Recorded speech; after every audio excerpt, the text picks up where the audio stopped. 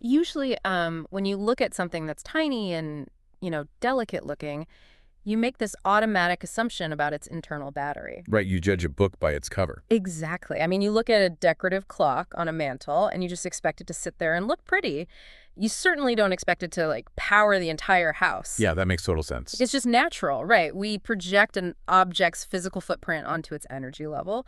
But when you step into the world of canine biology and history, specifically with toy breeds, that assumption just completely shatters. It really does. It falls apart completely. So welcome to today's deep dive. We have a very specific mission for you today. We are taking a stack of veterinary care notes, historical breed records, and canine cognitive analyses to completely dismantle the persistent myth that small dogs, and we were focusing heavily on the Maltese breed today, are just purely passive lap ornaments. Which is such an important myth to bust, honestly. Because when you misunderstand a dog's internal architecture based entirely on its exterior packaging, you inadvertently deprive it of a fulfilling life. Yeah, you're not giving them what they actually need. Precisely. Yeah. And the data we are looking at today illustrates quite clearly that a small size perfectly describes the outside of the body, but it tells you absolutely nothing about the curiosity, the drive, or, the cognitive needs inside that body. A thing. Right. So our goal is to unpack the science behind why structured exercise and mental engagement are the non-negotiable keys to unlocking a thriving companion, rather than just treating them like a quiet roommate. Okay, let's unpack this, because to truly understand the engine running this breed, we have to look at what the engine was originally built for. Which is fascinating when you look at the timeline. Oh, it really is. We are talking about a genetic lineage that goes back over 2,000 years. And the historical records point out something fundamental. For all those millennia, the Maltese was never bred to do traditional labor. No, they weren't. Like, they weren't hauling nets or herding sheep or anything like that. Right, they weren't farm hands. But you cannot mistake a lack of manual labor for unemployment. Oh, that's a great way to put it. Yeah, because selective breeding is essentially the process of hardwiring a dog's neurology for a very specific task. Okay. And for the Maltese, that full-time, highly demanding task was simply to be present. They were selected, generation after generation, to just accompany people through the minutiae of their daily lives. Which sounds easy, but I imagine it's not. It's actually incredibly taxing. It requires a hypervigilance to human cues, a constant processing of social information, and an oxytocin loop that constantly rewards them for staying close and engaged with their owner. I keep visualizing it like an incredibly eager, highly capable human coworker. Oh, I like that analogy. Yeah, imagine someone who has shadowed you all day and they're totally invested in the project you're working on, observing your every move. Just waiting to see what happens next. Exactly. And then right when the main meeting starts, you just stuff them in a dark cubicle and say, quietly sit there for the next 8 hours. They would go crazy. They would completely lose their minds because they are wired to be involved in the project. And for the Maltese, you are the project. You really are. And if we connect this to the bigger picture, that psychological blueprint reveals why the lapdog label is actually quite dangerous. Dangerous how? Well, a brain that's designed for constant active participation in human life, watching, reacting, following, it's fundamentally incompatible with a sedentary, isolated existence. Wow, yeah, that makes sense. Right. A Roman-era partnership wasn't about placing a dog on a silk pillow in a dark room. It was an active, moving companionship. They were always on the go with their people. Exactly. The fulfillment they seek today is just a modern continuation of that ancient neurological hardwiring. So translating that hardwiring into a practical, daily, physical routine is where we really see the rubber meet the road. The veterinary analyses we have, they outline a specific baseline formula. An adult Maltese needs roughly 20 to 40 minutes of active engagement every single day. Which isn't an overwhelming amount of time, but it's crucial. Right, and the sources say this doesn't mean a forced athletic run like you would give a German short-haired pointer. It can totally be split up across the day into short walks and indoor play. Yes, breaking it up is perfectly fine. But here is where I want to challenge a very common assumption I see all the time. The sources universally state that the Maltese excels in apartment living. They do, yes. Okay, but if an adult dog weighs under 10 pounds, a 1,000-square-foot apartment is mathematically massive relative to their body size. It's like a mansion to them. Exactly. So why isn't wandering around that sprawling indoor estate enough to meet their physical needs? I mean, shouldn't that be plenty of steps? I am so glad you brought this up. That is perhaps the single most common trap for small dog owners, and the science of canine sensory processing firmly corrects that misconception. Okay, tell me more. Well, wandering indoors, no matter how vast the square footage is relative to the dog's physical size, is a closed, static system. It is quite literally a sensory desert. A sensory desert. Yes, a dog perceives the world primarily through their olfactory bulb. Their sense of smell is millions of times more sensitive than ours, and a massive portion of their brain is dedicated entirely to analyzing odors. Right. But an apartment smells exactly the same every single day. The airflow is predictable, the visual stimuli are totally static. So pacing around a living room for a dog is basically the equivalent of a human pacing in front of a blank gray wall. Precisely. It's mind-numbing for them. Regular walks outside force the brain to map a dynamic 3D world of shifting scents, new sounds, and changing temperatures. Like checking the daily news. Exactly like that. A fire hydrant isn't just a physical object. To a dog, it is a complex, updated community message board. That's wild. And processing that information requires immense cognitive bandwidth, which actually burns metabolic energy. So the thinking burns the calories, not just the walking. Yes. An apartment setting is only a wonderful environment if you, the owner, treat it as a home base rather than like a permanent biodome. Yeah. You still have to provide the external sensory data through daily outdoor walks. That distinction between physical movement and sensory processing brings us right into the cognitive needs of the breed. Right. Because we've established that physical size doesn't dictate physical energy, but the cognitive analyses in our sources emphasize that size also has absolutely nothing to do with cognitive capacity. Absolutely nothing. A 10-pound dog doesn't have a 10-pound appetite for learning. They possess a massive appetite for problem solving. Which is where we see the root cause of so many behavioral issues, actually. Really? Like what? Well, you will frequently see owners who take their dog for a physical walk, return inside, and find the dog is still pacing, restless, vocal, or just overly clingy. I know so many people who complain about exactly that. Right, and the owner assumes the dog needs more physical exercise. But the reality is that physical activity without a cognitive task leaves the central nervous system highly unsettled. Here's where it gets really interesting. It's like going to the gym, doing 40 minutes on the treadmill while staring at a blank screen and then trying to immediately go to sleep. Yes, that's a perfect comparison. Your muscles are super fatigued, but your brain is completely unfulfilled and just buzzing with adrenaline. Exactly.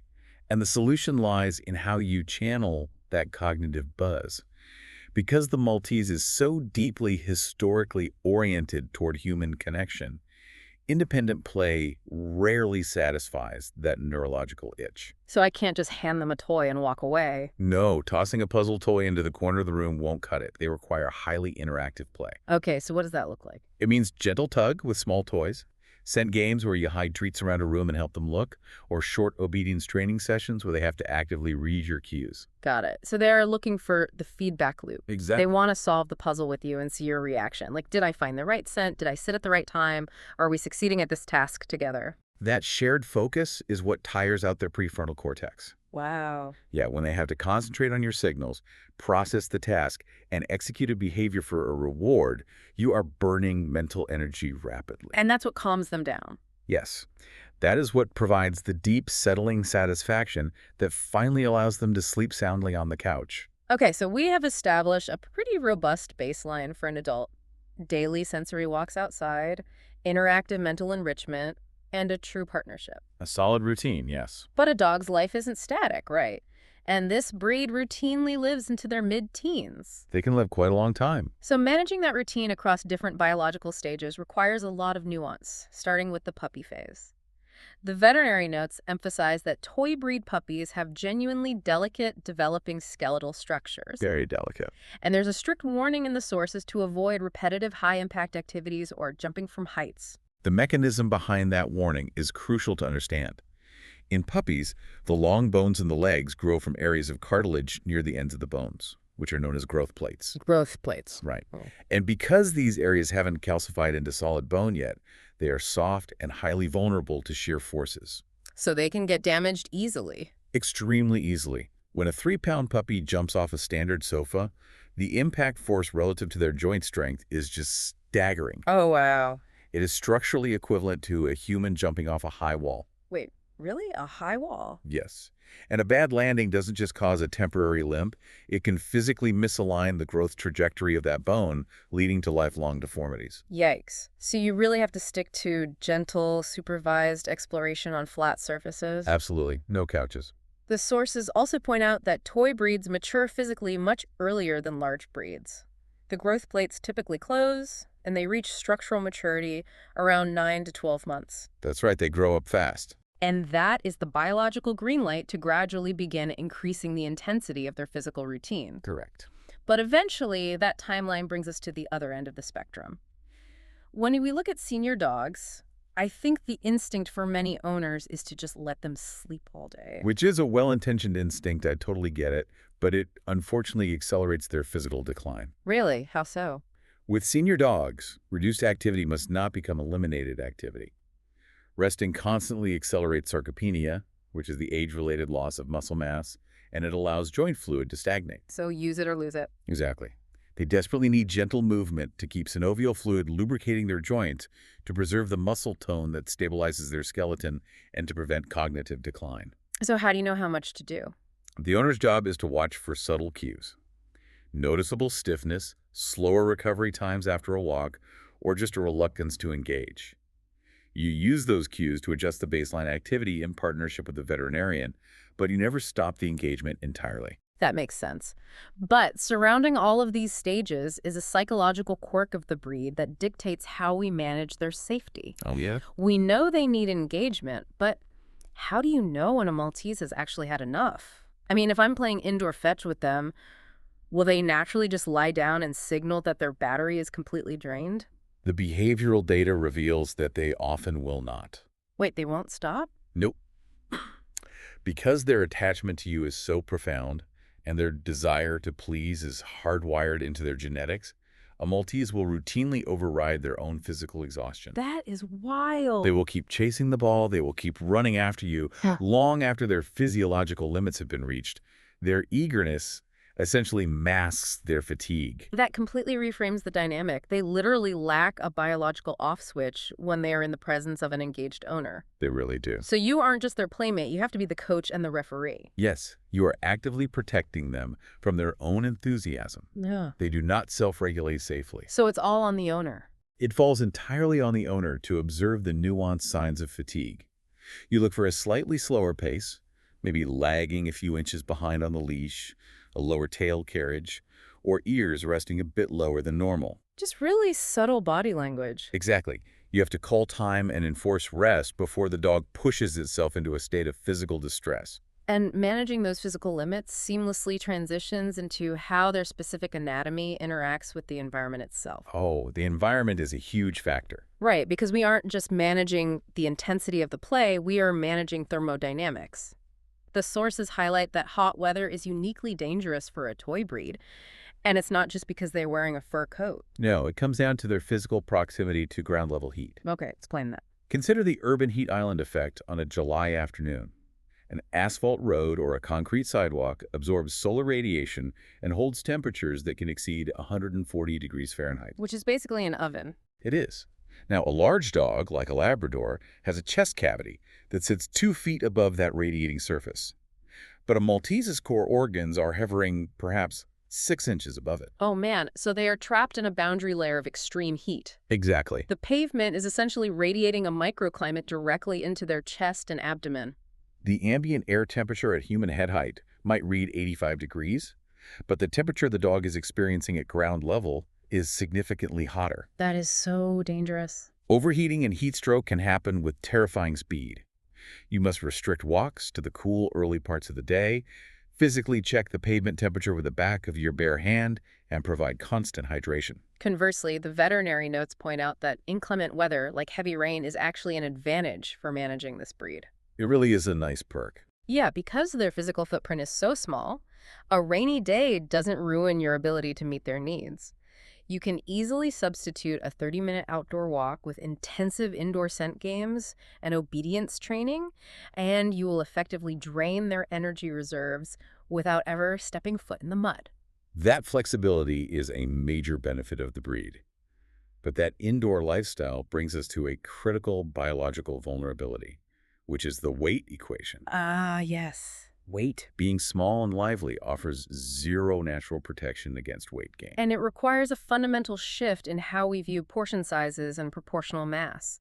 We tend to look at treats through a human lens. We do. We think a piece of cheese is nothing. Right.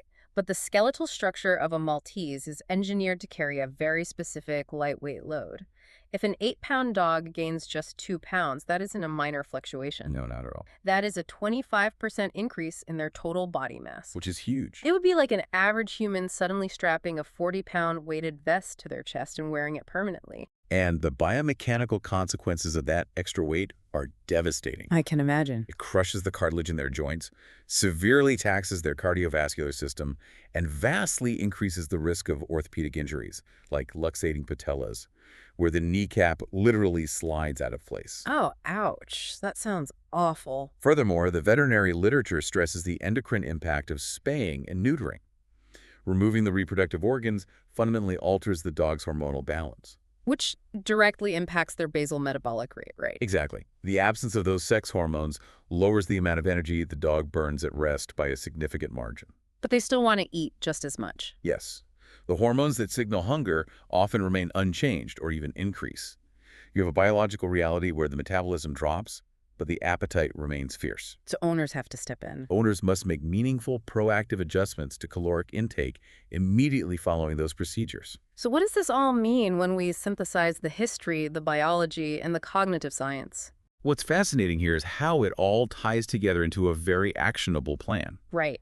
Proper, structured daily engagement naturally balances out caloric intake and provides an invisible shield against that dangerous weight creep. It's all connected. Regular body condition checks, literally feeling their ribs to ensure they aren't burying a layer of fat, combined with the sensory walks and the puzzle games, form the foundation of a long, healthy life. The blueprint for extending a small dog's active years significantly is remarkably straightforward, though it demands absolute consistency from the owner. You have to treat them like the athletic, intelligent canines they are.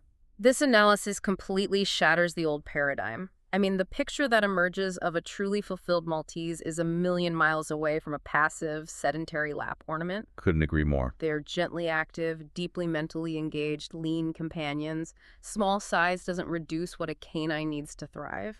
I mean, a dog is fundamentally a dog. It merely changes the scale and the intensity of how those needs are met. You don't need a 5-mile hike. You need a 20-minute sensory walk.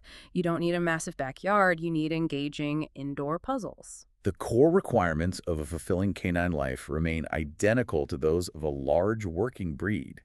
They are simply localized to a smaller physical footprint. Well, as comprehensive as our analysis of their daily lifestyle has been today, there is one final crucial piece of the puzzle. Yes, there is. Today, we unpacked how to keep them mentally and physically engaged, but our next deep dive will tackle the clinical side of the breed. We're going to explore the specific physical vulnerabilities and common health problems they face. It's going to be a very important discussion. Definitely. We will detail the mechanics of dental disease, the orthopedic realities of luxating patella, the causes of tear staining, the dangers of tracheal collapse, and how to monitor heart health in their senior years. Lots to cover. We'll also define what a proactive, truly collaborative veterinary partnership looks like. And as a reminder, this deep dive is for educational purposes only. Always consult a veterinarian for health concerns regarding your companion. Understanding their daily lifestyle needs prevents behavioral issues, but understanding their genetic predispositions equips you to handle the medical realities of their lifespan.